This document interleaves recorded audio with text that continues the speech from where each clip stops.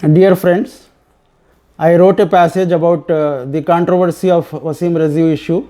I'll read out and request you to watch this video till the end to know the real story behind this.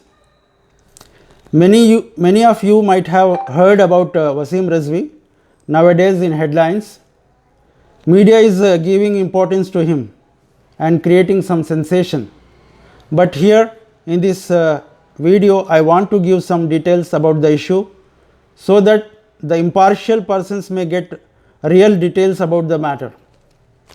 At the beginning, you need to know some basic points about Quran and Prophet Muhammad sallallahu alaihi wasallam, because Waseem Rizvi has raised the issues about both of them. The creator of universe, Almighty God, whereas gave many facilities to human beings for living, he selected some human beings as his messengers and sent his orders and commandments through angels. About 1,40,000 messengers are told to be appointed since the beginning of life on this earth. The last messenger of the series was Prophet Muhammad, and Quran is God's last book revealed on Prophet Muhammad. After knowing this brief introduction about Prophet Muhammad and Quran, I will come to the topic of Waseem Rizvi.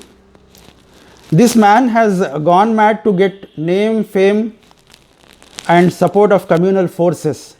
He hijacked the issue of 26 verses of Quran from divisive forces, and he went to the court to ban these verses. But the question is, if he was sincere in his doubts about these 26 verses, about which already the answers have been given, he might have gone to the experts in this matter, or else if he does not have belief in Quran, he could simply announce it and get out of Islam. But he wanted to create sensation and get space in media. He went to court, but he got fatkar from the court and levied 50,000 rupees as penalty for wasting the time of court. His allegations were that Quran asks Muslim to kill non-Muslims.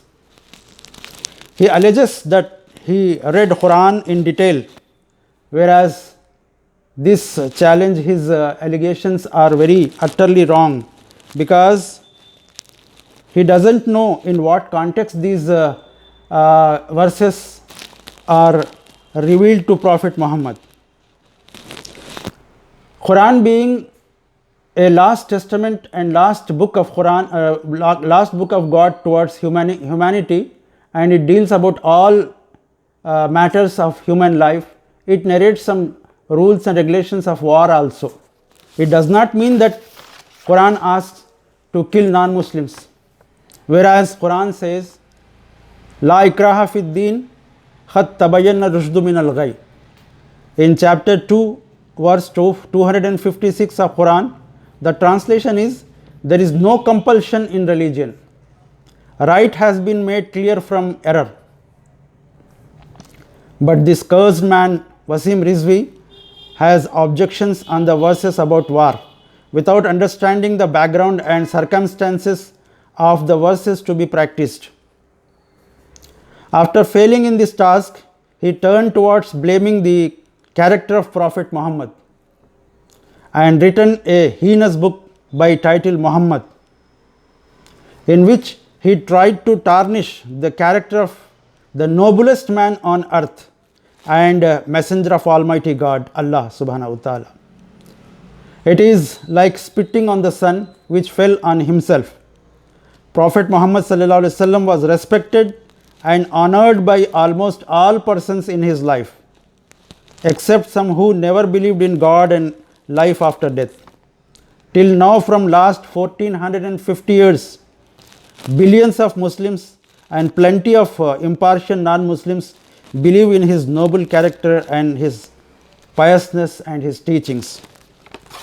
If Waseem Rizvi was not having belief in prophethood of Muhammad, he could simply announced it and gone away from Islam.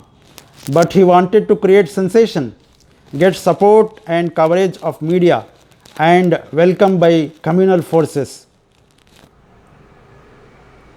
So, in the end, I request all my non-Muslim friends to study the holy divine book Quran, which is not reserved for Muslims but for all humanity.